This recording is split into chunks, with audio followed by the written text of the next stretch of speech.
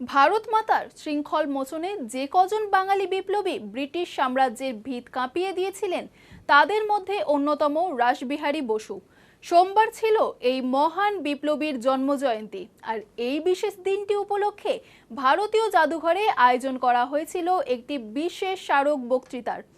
অনুষ্ঠানে উপস্থিত গবেষক সুমিত মুখার্জি এবং ডক্টর শতরূপার কথায় আর আলোচনায় উঠে এলো অগ্নিযুগের এই মহান চরিত্রের বহু অজানা অধ্যায়। রাসবিহারী বসুর রোমাঞ্চকর জীবনযুদ্ধের কোলাজ ধরা পড়ল এই অনুষ্ঠানে। ব্রিটিশ পুলিশের চোখে ধুলো দিয়ে ছদ্মবেশ ধারণে তিনি ছিলেন সিদ্ধহস্ত। লর্ড হার্ডিঞ্জের উপর বোমা হামলা থেকে শুরু করে জাপানে গিয়ে আজাদ হিন্দ ফৌজের সলতে পাকানো, প্রতিটা পদে পরিচয় দিয়েছেন অসামান্য বুদ্ধি আর সাহসের। 25শে মে বিপ্লবী মহানায়ক রাসবিহারী বসুর জন্মদিনে কলকাতার ভারতীয় জাদুঘর সাক্ষী থাকল এক অনন্য সন্ধ্যার। এই বিশেষ স্মারক অনুষ্ঠানে প্রধান বক্তা হিসেবে উপস্থিত ছিলেন বিশিষ্ট গবেষক প্রফেসর সুমিত মুখার্জি। নিজের বক্তব্যে তিনি তুলে ধরেন রাসবিহারী বসুর জীবনের সেই সব দিনগুলোর কথা যা আজও সাধারণ মানুষের কাছে অনেকটাই আড়ালে। চন্দননগরের ডুপ্লে কলেজ থেকে শুরু করে দেরাদুনের ফরেস্ট রিসার্চ ইনস্টিটিউটে চাকরি করার আড়ালে কিভাবে বিপ্লবের জাল বুনেছিলেন তিনি, তাই ব্যাখ্যা করেন সুমিতবাবু। অনুষ্ঠানে উপস্থিত ছিলেন ইন্ডিয়ান মিউজিয়ামের ট্রাস্টি বোর্ডের সদস্য ডক্টর শতরূপা, যার কণ্ঠে উঠে আসে এই মহানায়কের আন্তর্জাতিক স্তরের কূটনীতির কথা। আমাদের যারা ফ্রিডম ফাইটার তাদের অনায়াসে টেরোরিস্ট বানিয়ে দেওয়া হয়।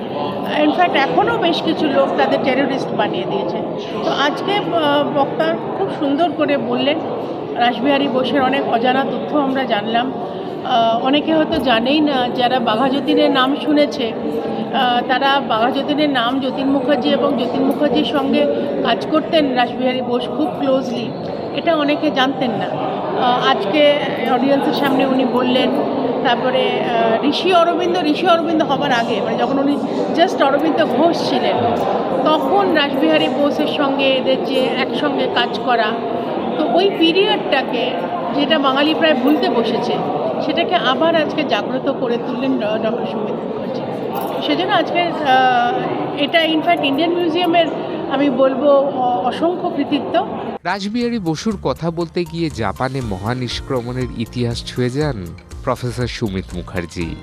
জাপানে গিয়ে কেবল ভারতের স্বাধীনতার জন্য ইন্ডিয়ান ইন্ডিপেন্ডেন্স লীগ গঠনই নয়, জাপানি সংস্কৃতির সঙ্গে ভারতের আত্মিক মেলবন্ধনও ঘটিয়েছিলেন এই বাঙালি বিপ্লবী। পরে যার ব্যাটন তিনি তুলে দেন নেতাজি সুভাষচন্দ্র বসুর হাতে। যদিও দুঃখের বিষয়, এই মানুষটা সম্বন্ধে বহু বাঙালি খুব অল্পই জানে। মহাবিপ্লবী অবশ্যই, আর নায়ক তো অবশ্যই। মহানায়ক বলতে গেলে তো তাহলে অনেককেই বলতে হয়। হ্যাঁ, বিপ্লবী মহানায়ক কথাটা তো খুবই সুপ্রযুক্ত মনে হয়। আমার কথার দরকার নেই, এটা তো মানে একটা মানে পরীক্ষিত সত্য, এবং সেটা আমি বলবো রাসবিহারী। তবে একটা জোসেফ ম্যাকওয়েড একটা বই লিখেছেন দ্য ইন্ডিয়ান ফিউজিটিভ বলে, দেখে মনে হলো ভালো। তাছাড়া নাকামুরার একটা বই আছে, কিন্তু সাধারণভাবে তাকে নিয়ে কাজ করার তো মানে ব্যাপারটা তো খুব সেরকমভাবে দেখছি না, এবং গবেষকেরাও সেইভাবে কিন্তু উৎসাহবোধ করেননি। তবে ভবিষ্যতে নিশ্চয়ই হবে, আমি তো তাই চাইবো যে এটা হোক। কারণ যেটা আমি বারবার বললাম যে এদের শুধু আদর্শবাদটাকে বড় করে দেখলে হবে না, এদের বাস্তববাদটাকেও বড় করে দেখা উচিত। কলকাতার ভারতীয় জাদুঘরের এই স্মারক সভা কেবল একটি আনুষ্ঠানিক উদযাপন হয়েই রইল না, বরং তা হয়ে উঠল নতুন প্রজন্মের কাছে ইতিহাসকে নতুন করে চেনার এবং জানার এক অন্যতম মাধ্যম।